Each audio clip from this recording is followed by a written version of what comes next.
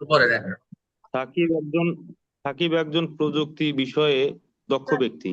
সে অন্য জাতীয় পরিচয়পত্র দিয়ে নিবন্ধিত সিম ব্যবহার করে মোবাইল ব্যাংকিং অ্যাকাউন্ট চালায় এবং অবৈধভাবে অর্থ লেনদেন করে। এছাড়া সে একটি সফটওয়্যার ব্যবহার করে কিছু ডিজিটাল ডকুমেন্ট পরিবর্তন করে ভুয়া তথ্য তৈরি করে এবং সেগুলো ব্যবহার করে আর্থিক সুবিধা গ্রহণ করে। গুড। তাহলে আমরা বোঝা যাচ্ছে এখানে ডাইরেক্ট এটা জালিয়াতির বিষয় দেখা যাচ্ছে, সাইবার স্পেস জালিয়াতি। প্রথম কি করছে, সে সবাই প্রযুক্তিতে দক্ষ, ঠিক আছে, আমিও দক্ষ, কিন্তু সে অন্যের জাতীয় পরিচয় দিয়ে নিবন্ধিত সিম ব্যবহার করে মোবাইল ব্যাংকিং অ্যাকাউন্ট চালায়। চিন্তা করেন, সে অন্যের যেমন, রফিকের আমি, সে জাতীয় পরিচয় নিয়ে, এই যে আমরা জাতীয় পরিচয় আইনে যেটা জালিয়াতি আছে, ট্যাম্পারিং করছি না আমরা, 23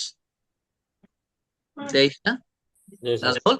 হ্যাঁ স্যার, স্যার 23 স্যার, ওটা 23 তো এই 23 যে স্যার। ট্যাম্পারিং করলাম, এই যে অন্য অন্য সে অন্যের এনআইডি নিয়ে এই নিবন্ধন সিম মোবাইল ব্যাংকিং অ্যাকাউন্ট চালাইতেছে, তাহলে তো অন্যজন ধরা খাক, এটা তো একটা জালিয়াতি।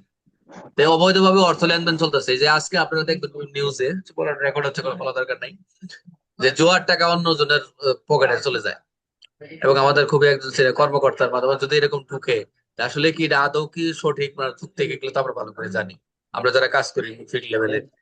হ্যাঁ, তো যাই হোক, এগুলো ফেসবুকে নিয়ে আছে স্যার, দরকার নাই, ফেসবুকে আছে। দরকার নাই। তো অবৈধভাবে অর্থ লেনদেন যদি থাকে, যার যেটা আইডি ইউজ করবে জবাব সে দেবে, এবং সেই প্রমাণ করবে সে এটা কি, সে তার সেটা আহ, সে করছে না অন্যভাবে করানো হয়েছে। তো ডিজিটাল ডকুমেন্ট পরিবর্তন করে ভুয়া তথ্য তৈরি করতে সেগুলো কি, এবং সে আর্থিক সুবিধা গ্রহণ করতেছে। এই জন্য এগুলা থেকে বিরত থাকতে কোনো ক্রমেই, কোনোভাবেই, কোনো লেনদেন, কোনো আপনারা যেটাই করেন না কেন, চোখ কান নিজের বিবেক এবং কমন সেন্স অ্যাপ্লাই করবেন। কোনো ক্রমেই আমার এই যে আমার এক খুব কাছের একজন মানুষ, নাম বলবো না, একদম থানায়, মানে এত মানে মানুষের উপকার করতে যায়, সে বলছে বিকাশে 500 টাকা নিচ্ছে। তো উনিও চালাক হয়ে মোটামুটি পরে একটা কাজ সাকসেস করেছে, বাকিটা বিকাশে দিচ্ছে। তো এটা তো ডকুমেন্টারি এলো না, থানায় গেছে, ওসিরে বলছে যে যে আপনার একটা কাজ করে দিছি, আপনার ঠিক আছে, ওনাকে আমি খুশি করে দিছি। ওসি স্যার জানে না, সাপোজ মনে করেন, তো ঠিক আছে, এগুলা তো অন্যায়, অন্যায় না হয়, একজন যদি আপনাকে দিয়েই বসে বা যে কোনো ভাবে খুশি হয়ে, কথা হচ্ছে আপনি কেন ডকুমেন্টারি কাজ করবেন?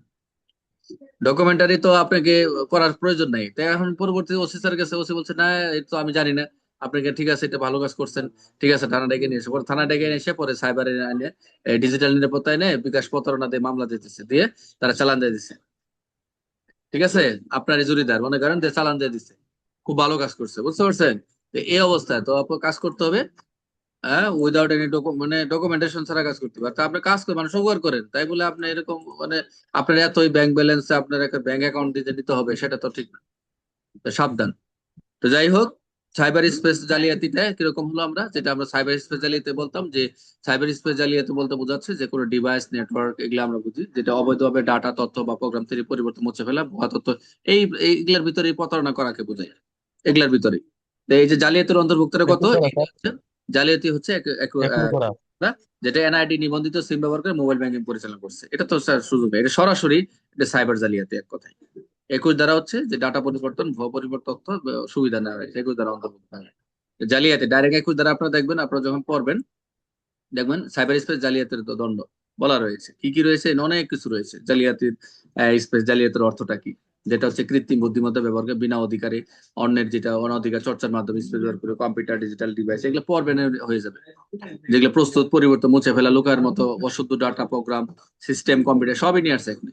এবং ডিজিটাল স্বাক্ষর সংগ্রহ, স্বাক্ষরবিহীন ডিজিটাল ডকুমেন্টস, একজনের স্বাক্ষর আরেকজন দেয় না, ফাইল পরিবর্তন, ডিজিটাল মানি, ইলেকট্রনিক মুদ্রা, ওই যে ক্রিপ্টোকারেন্সি উৎপাদন, এগুলো আরেকটা জাতীয় পরিচয়পত্র নিবন্ধিত সিম ব্যবহার করে মোবাইল ব্যাংকিং পরিচালনা, হুন্ডি কার্যে নিযুক্ত, জোয়ার পোর্টাল পরিচালনা, দেখছেন কতগুলো আসছে, খালি রিডিং তো পড়তে চান না, এখানে অনেকগুলো আছে। ক্রিপ্টো কারেন্সির একটা বিষয় থেকে, এগুলো হচ্ছে যেটা হচ্ছে অবৈধ লেনদেন, অন্য জাতীয় পরিচয় নিবন্ধিত সিম ব্যবহার করে মোবাইল ব্যাংকিং করতেছেন, এবং হুন্ডি কাজে নিযুক্ত হচ্ছেন প্রতারণার মাধ্যমে, এবং জোয়ার পোর্টালে পরিচালনা করতেছেন। এই জোয়ার পোর্টালটাও এটা হচ্ছে এই সাইবার স্পেসে জালিয়াতের ক্ষেত্রে চলে যাবে, খেয়াল রাখবেন। তাহলে জালিয়াতি কত দেখলাম আমরা? 21 দ্বারা স্যার।